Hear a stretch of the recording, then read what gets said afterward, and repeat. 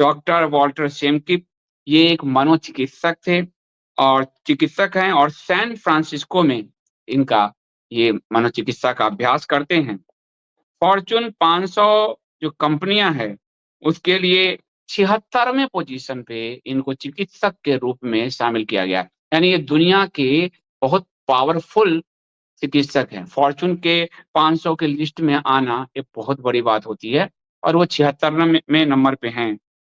1995 में इन्होंने मनोचिकित्सा करते-करते, क्योंकि मानसिक बीमारियों को समझते-समझते जो है, इन्होंने पुनर्जन्म पे शोध शुरू किया और आप जानते हैं कि पुनर्जन्म में आपको सम्मोहन अन्य टेक्निक के ज़रिए पुनर्जन्म में जाया जा सकता है। तो उन्होंने पुनर्जन्म पे शोध शुरू किया और फिर 2 बड़ी किताब लिखी। एक return of revolutionaries, the case for reincarnation and soul groups reunited, ये, और दूसरा बॉर्न अगेन।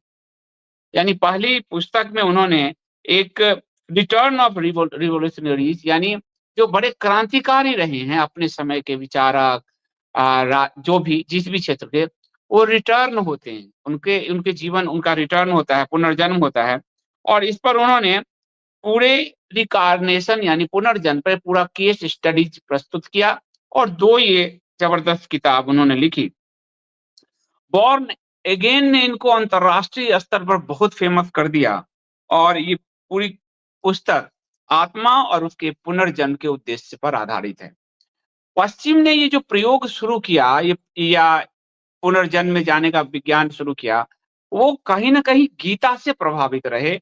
और गीता पर अगर आप देखेंगे यूट्यूब पे, तो मुझे श्वेता जी ने अभी हाल-फिलहाल ही भेजा था कि भारत का हिंदू सनातन धर्म ने जो पुनर्जन्म का सिद्धांत दिया और गीता में जो दिया भगवान कृष्ण ने, उस पर पश्चिम काफ़ी रिसर्च करता रहा और पश्चिम ने उस रिसर्च में सफलता पाई। हमारे लोग यहाँ उलझे रहे, हमारे लोगों को हमारे साधु महात्मा संतों को एक अलग ही दुनिया में वो रहे और जो भारत का मॉडर्न साइंस आदि है, वो हमारे अपने ही सिद्धांतों को, अपने ग्रंथों को ठुकरा कर वो अपने आप को मॉडर्न बनाता रहा। लेकिन पश्चिम ने इस पे प्रयोग किया और ये 2 बड़ी पुस्तकें उन्होंने लिखी। और पुनर्जन्म क्यों लेते हैं लोग, आध्यात्मिक दुनिया की प्रकृति कैसी है, उसकी पूरी तस्वीर उन्होंने प्रस्तुत की। और सीएनएन और न्यूज़वीक ने इनको बहुत इनके पूरे रिसर्च को दिखाया, दुनिया के बड़े मीडिया हाउस ने। आज आप जो श्वेता पुरोहित जी को सुन रहे हैं इंडिया स्पीक डेली पर, आप उसी बड़े अभियान के एक तरह से हम सब छोटे से हिस्सा हैं। तो सीएनएन न्यूज़वीक ने इस पे पूरी स्टोरीज की कि कैसे पुनर्जन्म को एक डॉक्टर ने रिसर्च किया बड़े लोगों का जो है। नीदरलैंड, भारत, ब्राज़ील, तुर्की में उन्होंने रिग्रेशन थेरेपी में का जो कांग्रेस, उनका जो सेमिनार होता है, उसमें वो बड़े वक्ता रहे। दुनिया में जहाँ भी पुनर्जन्म के लिए बड़े-बड़े सेमिनार, कांग्रेस का आयोजन हो रहा है, वहाँ-वहाँ वो प्रमुख वक्ता के रूप में बुलाए जाते रहे और उन्होंने सोसाइटी फॉर साइंटिफिक एक्सप्लोरेशन में प्रस्तुति दी और जिसकी स्थापना एमडी यान स्टीवेंसन ने की थी। यानी ये जो आज आपको बताया जा रहा है, ये दुनिया में प्रमाणित रूप से, पूरे विश्व रूप में जो प्रमाणित मनोचिकित्सक है, जिन्होंने रीइन्कार्नेशन, पुनर्जन्म पर इतना काम किया, उनकी पुस्तकों से लेकर बताया जा रहा है। पुनर्जन्म के संबंधित मामलों में डॉक्टर वॉल्टर शेमकिप को पूरी दुनिया में सबसे बड़ा विशेषज्ञ माना जाता है, नंबर 1 पे। इसलिए फॉर्च्यून के डॉक्टरों की लिस्ट में, मनोचिकित्सकों की लिस्ट में वो 76वें पोजीशन पे हैं, टोटल डॉक्टरों में 76। और रीइन्कार्नेशन पे जो रिसर्च है, उसमें वो पहले नंबर पर हैं दुनिया में। ये जो इनकी बॉर्न अगेन पुस्तक है, जो आप ये बीच में देख रहे हैं मेरे पीछे, ये बॉर्न अगेन, ये पुस्तक में पुनर्जन्म से संबंधित जितने भी बड़े-बड़े लोकप्रिय पर्सनालिटी रही है, प्रसिद्ध पर्सनालिटी रही है, उनके पुनर्जन्म को, पूर्व जन्म को बहुत ही पढ़ने वाली भाषा में प्रस्तुत किया गया, उसको संकलित किया गया है। पुस्तक में लेखक ने पुनर्जन्म के सिद्धांत की बहुत ही सरल ढंग से समीक्षा की है, बताया है और इसके लिए सिर्फ मनोविज्ञान का सहारा नहीं लिया उन्होंने, शारीरिक विज्ञान का भी उन्होंने सहारा लिया, पैथोलॉजी आदि का भी सहारा लिया। मुख की आकृति कैसी है, व्यक्तिगत गुण दोष कैसे हैं, पसंद नापसंद में कितनी समानता है, प्रतिभा और आदतें कैसी है, दोष कैसा है, इस तरह की सभी समानताओं के गुच्छे को उन्होंने अपने रिसर्च के आधार में शामिल किया। और शैम्बिक ने विश्वविद्यालय परामनोवैज्ञानिक और पुनर्जन्म विज्ञान के दिग्गज यान स्टीवेंसन के द्वारा किए गए शोध का जिक्र करते हुए यह भी बताया कि जीवन भर साथ निभाने वाली अनेक आत्माएं एक साथ पुनर्जन्म हासिल करती हैं।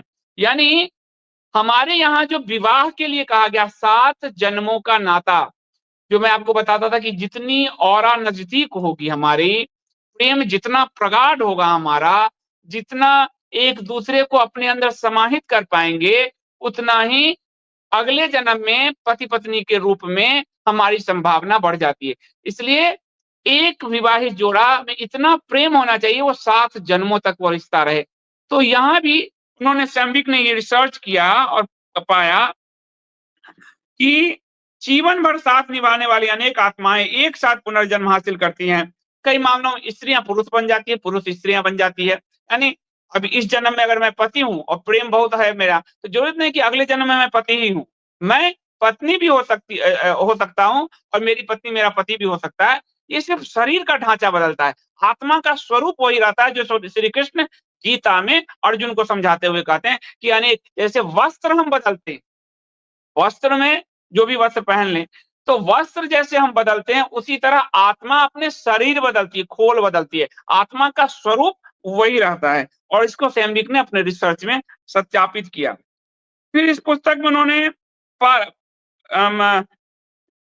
क्लेनोग्लॉसी यानी पराभाषा का भी उपयोग किया उन्होंने, और पाया कि मरने के बाद भी पिछले व्यक्तित्व का नाश नहीं होता। ये बात यदि जिन लोगों ने भी शंकराचार्य का कोर्स किया है, कैसे आत्मा का अलग शरीर में प्रवेश होता है, परगमन होता है, इसको शंकराचार्य जी ने समझाया है, अपने पूरे वेदांत में समझाया है कि किस तरह से शरीर का। वही बात शैम्बिक कह रहे हैं, जो भी भारतीय दर्शन अध्यात्म को पढ़ा है वो शैम्बिक को समझ सकता है कि कैसे जो है आपको पिछले व्यक्तित्व का वो आत्मा इस व्यक्तित्व की कई चीजें लेकर चली जाती है, क्योंकि वो इसी शरीर में 70 साल 100 साल 50 साल रही है, तो इसकी कई खूबियों खामियों को वो ले जाती है, वो आगे बढ़ाती है उसको जो है। और पिछले व्यक्तित्व का नाश नहीं होता और कई लोगों में ऐसी अद्भुत क्षमताएं आ जाती है जो उन्होंने कहीं सीखी ही नहीं है। यानी ये जो अद्भुत क्षमता है हमारे हर जो है वो हमारे पिछले जन्म का सातत्य रूप से प्रकटीकरण है हमारे व्यक्तित्व में। ठीक है, देश जातियां और धर्म भी पुनर्जन्म के समय बदलते रहते हैं। कई बार पुनर्जन्म के समय आपके मजहब भी बदल जाएंगे, देश भी बदल जाएगा कहीं भी। तो ये जो कहा जाता था कि पुनर्जन्म आदि का सिद्धांत सिर्फ भारत पे लागू होता है, नहीं, ये पूरी दुनिया पे लागू होता है। और इसलिए क्योंकि पूरी दुनिया एक समय सनातनमय था, धीरे धीरे चीजें बढ़ती चली गई। तो कई लोग ये कहते हैं पशु भी मानव रूप में जन्म लेते हैं, 84 लाख योनियों का पूरा एक हमारे यहाँ साइकिल बताया गया है। तो डॉक्टर शैम्बिक कहते हैं कि पुनर्जन्म मामलों की इस जानकारी से मानवता को संकीर्ण सोच से ऊपर उठने की प्रेरणा मिलेगी, क्योंकि ईसाईयत आदि में ये संकीर्ण सोच था, तो उससे ऊपर उठने की प्रेरणा मिलेगी। हमेशा कौतूहल और उत्सुकता का विषय रहे पुनर्जन्म पर एक व्यवहारिक पुस्तक उन्होंने लिखी है। और जब ये पुस्तक 2011 में आई, तो उस समय भारत में चुनाव 14 में होने थे, 13-14 में। तो नरेंद्र मोदी उस समय दुनिया के पटल पर इतने फेमस नहीं थे, गुजरात के मुख्यमंत्री के रूप में थे, लेकिन फेमस नहीं थे इतना। तो उनसे ये कहा गया कि इस पुस्तक में आपने कई मोदी समर्थक आदि ने भी संपर्क किया कि इसमें भारत के प्राइम मिनिस्टर को भी, मतलब प्राइम मिनिस्टर नहीं, नरेंद्र मोदी जो एक दावेदार बन रहे हैं, क्या वो क्या थे उसके बारे में बताइए। फिर शैम्बिक ने इस पर रिसर्च शुरू किया और IISIS ने इस शोध में जो मोदी क्या थे इस रिसर्च को शामिल किया गया। इससे पहले उन्होंने, आपको मैंने बताया, डोनाल्ड ट्रंप आदि का, जो श्वेता जी ने पिछली बार बताया, बड़े बड़े लोगों का था। तो इस पर काम करने के लिए विश्वविख्यात पुनर्जन्म वैज्ञानिक केविन रियर्सन की भी सेवाएं ली गई, काफी रिसर्च किया गया इसमें। और केविन मिस्र के अहतुन रे नामक माध्यम की सहायता से उन्होंने, तो मिस्र के टेक्निक के जरिए रे ने एक जो है आत्माओं से आदि से बात करके एक अलग टेक्निक के ज़रिए वो श्वेता जी बताएँगे।